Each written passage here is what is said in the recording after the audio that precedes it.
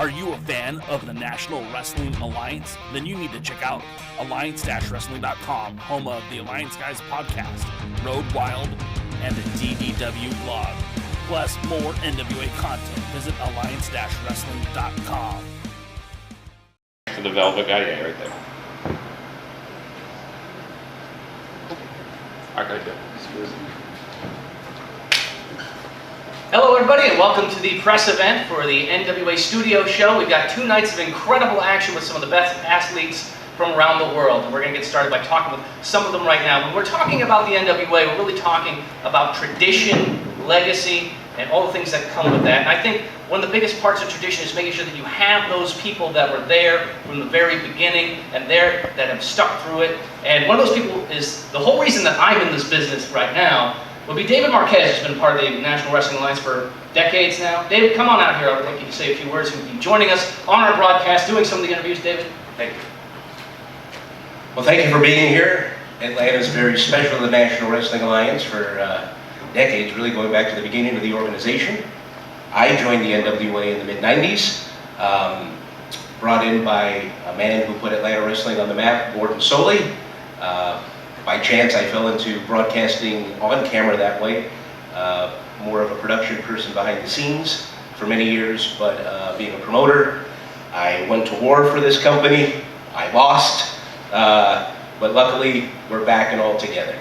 I can't tell you how proud I am to work with everybody here and continue the history and tradition and respect and legacy of the National Wrestling Alliance, not just with David Lagana, who's a very good friend of mine, William Corgan, and the rest of the crew. So I hope you all enjoy what we have planned. The Georgia Public Television facility is beyond beautiful. I produce a show called Championship Wrestling from Hollywood and Championship Wrestling from Arizona. We have our own production resources. But the magic that I felt yesterday within that studio was just, it blew me away. So I hope that does the same for you and everybody watching, and eventually being able to see this wherever it may play.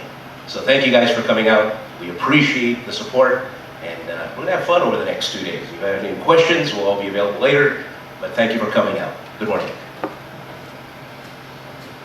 You know, I think it's really fitting that we actually have this press conference in a Hard Rock Cafe because as all of you have probably followed the 10 pounds of gold, William Patrick Corgan's made it very clear that what we are making is a lot more like rock and roll. And with rock and roll comes rock stars. And the first rock star to come out of the 10 pounds of gold was the champion at the time, the man who was challenging Nick Aldis for the 10 pounds of gold. Ladies and gentlemen, Tim Storr.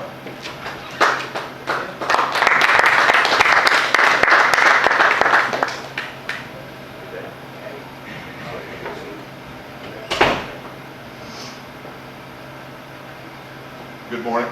Thank you guys for being here. This is a big time for me personally. I grew up in Pine Bluff, Arkansas, and wrestling for me was defined at 6:05 on Saturdays. The NWA from Atlanta, Georgia. And I knew that at any time that I watched that I was going to see the best of professional wrestling. And that's where we're at now. It's a time of excitement and a time of opportunity for me. I held the NWA World's Heavyweight title for over 400 days, and I did that with pride.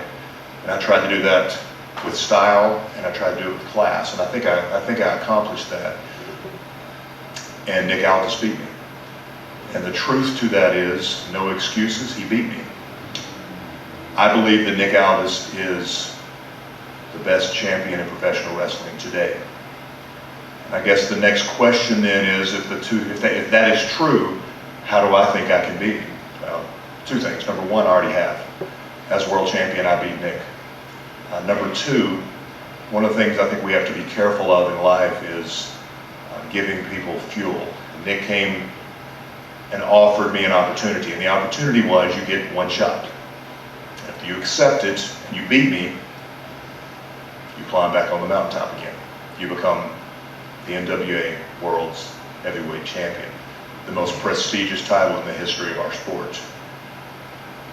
But if you lose, you never get an opportunity again. And that's like taking somebody that you love and holding them for ransom, because that gives you a lot of passion and a lot of fire, and he motivated me. So the answer is, how do I beat Nick Aldis? And the truth is, I can't afford to lose. Thank you, guys.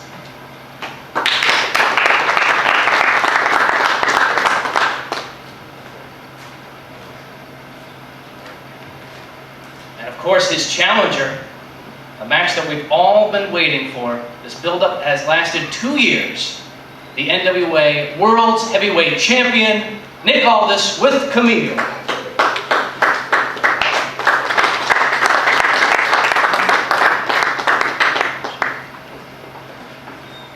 Good morning. I don't know what I'm supposed to do here other than just thank you all for coming and talk about how excited I am to be a part of these historic television tapings in Atlanta. Or you know the significance of what we're doing, but you know, as the world champion, I get to speak somewhat for the brand and for everyone, but I'm just going to speak for me and say that I didn't ever think that I would be in a position to be at the forefront of the return of something so significant, and for it to be done in such a poignant and in many ways beautiful fashion. So for me, this is almost surreal, because I didn't ever consider this as an option. You know, like many people, we saw the NWA almost as a brand that had a past and a history, but not a current situation. Hey, come over here and talk to the people. As you can all see, my son's with me, and that in itself is somewhat symbolic, because to many fans, the NWA represents a part of their childhood. You know, I've been coast to coast and across 4 different continents as the defending world's champion, and I get so many fans, particularly in this part of the country, who tell me stories about how their fondest childhood memories were sitting on their father's lap, or their grandfather, or their uncle, or their, you know, and they're watching Georgia Championship Wrestling, or they're watching Mid-Atlantic Championship Wrestling, they're watching Ric Flair, Dusty Rhodes, the Four Horsemen, you know, and the list goes on. And so for us, I'm fortunate to be able to have my son with me, because he can now have his own memories, and I hope that we can help create some memories for the next generation of people. So maybe 20, 30 years from now, his generation will get to tell someone, I sat down with my dad and watched the NWA studio wrestling from Atlanta, Georgia.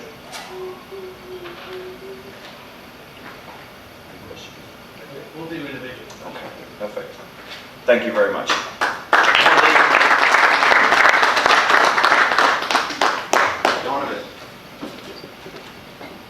Future world champion right there, for sure. The NWA has built a legacy not only with the 10 pounds of gold, but also with amazing tag team competition. So that's why we're going to bring out the tag team champions right now, Tom Latimer and Royce, the NWA World Tag Team.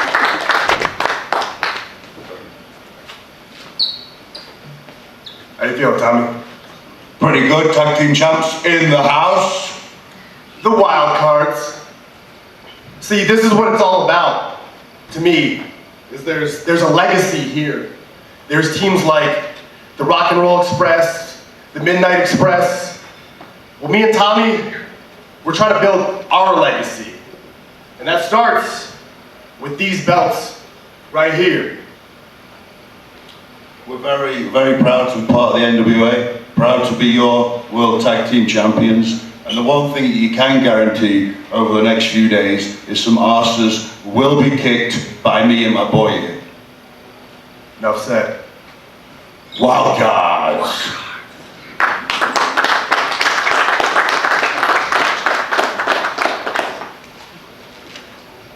Banks is a man that I've been able to have the privilege of following his career for a number of years, from when it started in Hollywood at Championship Wrestling from Hollywood during the NWA days when I was in the stands before David Marquez gave me my shot at the mic there. So I'm very excited. This is the one, the only, Eli Drake.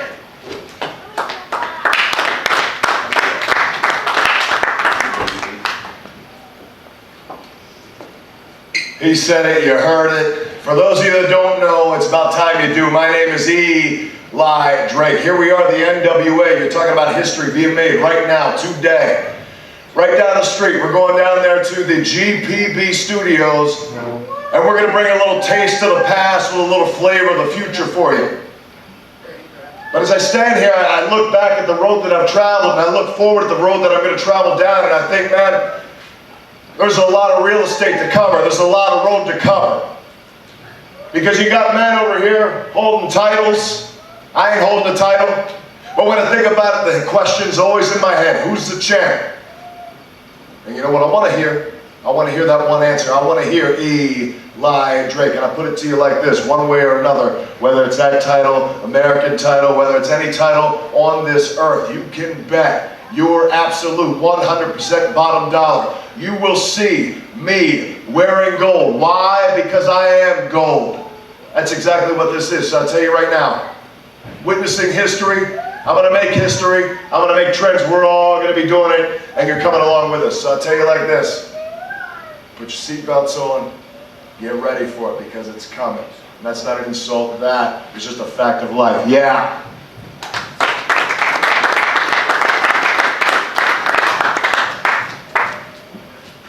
We have a few more champions to bring up that I'm sure you're all excited to hear from. Here's one that I think is personally a little upset that the bar's not open yet, but here it is, Cowboy James Storm, the NWA National Champion.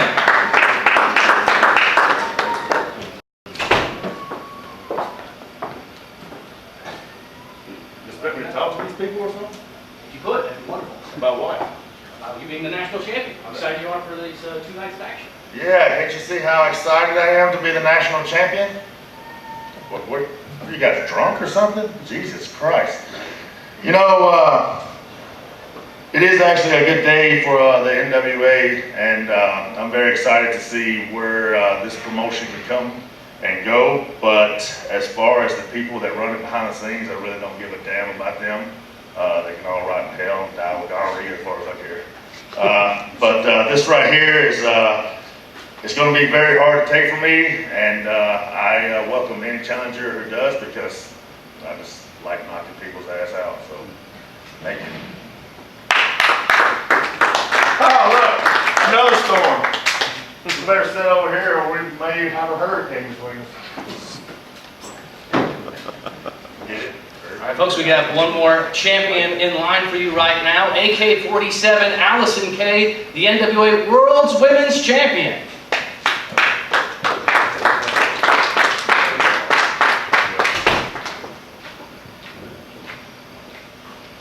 Hello, everyone. How you doing? Good.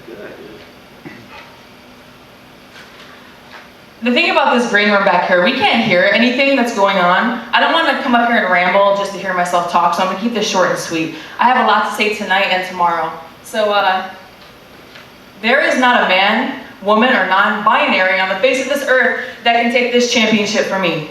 I am here to hurt people, and that's what I'm going to do.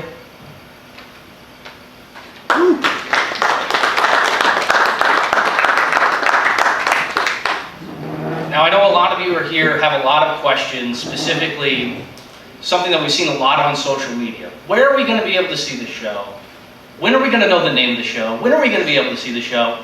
And to answer those questions for you right now is William Patrick Corgan.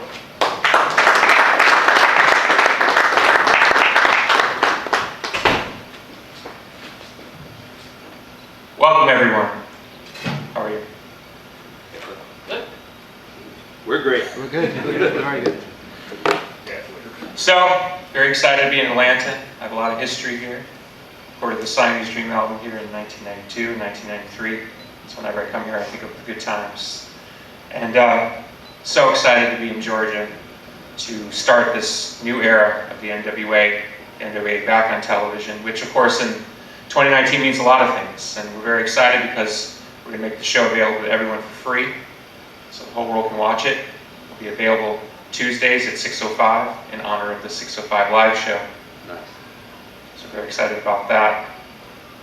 Also like to present our new belt, the champion, our great champion, okay?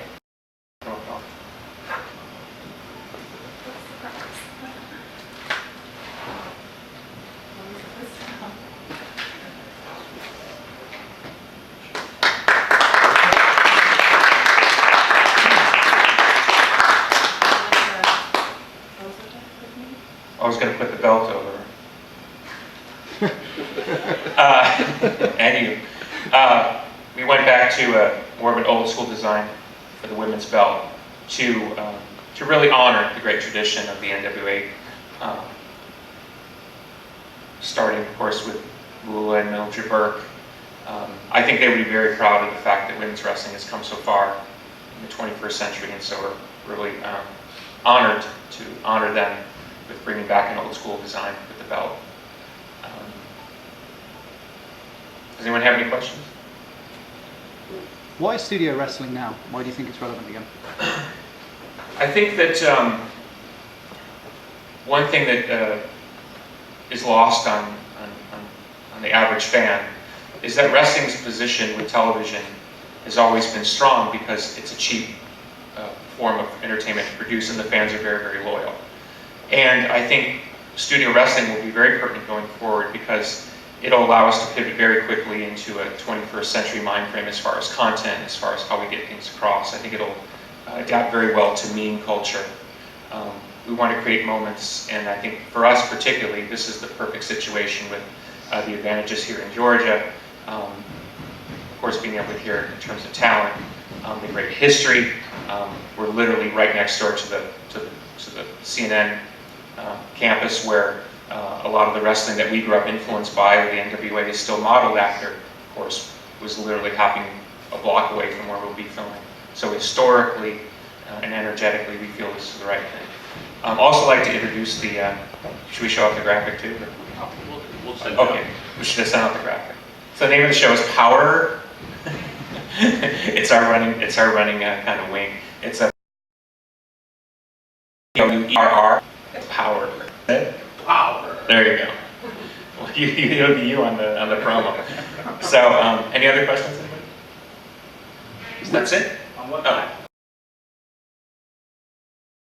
There's going to be honest, but is there a specific metric you're looking for? How are you measuring success with this or that? Yeah, that's a very interesting question because I've had those same conversations with people in wrestling as far as network television.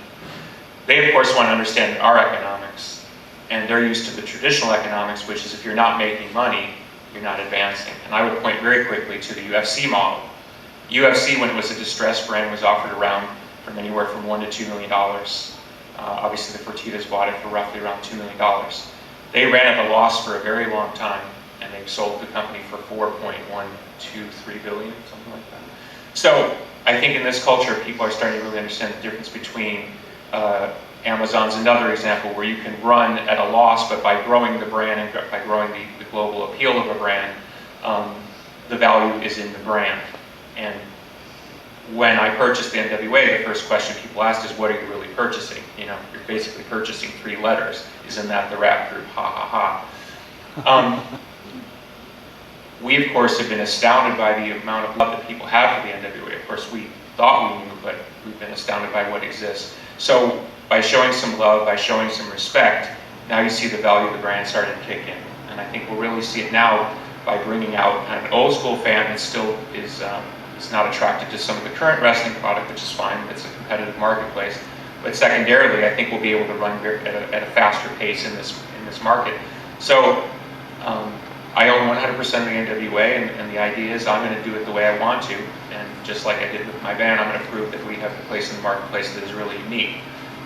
We don't have to adhere to the same mores and economic codes of the past, and that in many ways is why wrestling has not progressed as a creative endeavor, And I think that's obviously one of the arguments that AEW is making, is that there is room for innovation. I'm all for that, and I think we're proved that we're going to be able to innovate in our own way. So, and that also goes into the mindset of why we're going to make the product available for free until we find a really. The show will be available on Tuesdays at 6:05. And are we Eastern then? Eastern time. Facebook and YouTube. Sorry. Okay. It's a little early for me. No restrictions. No restrictions. So the whole world market will have the product available. I know and we'll also have it on the Fight Network as well. I'm sorry? I said I know you've had that question like repeatedly. Yeah. No, I mean, look,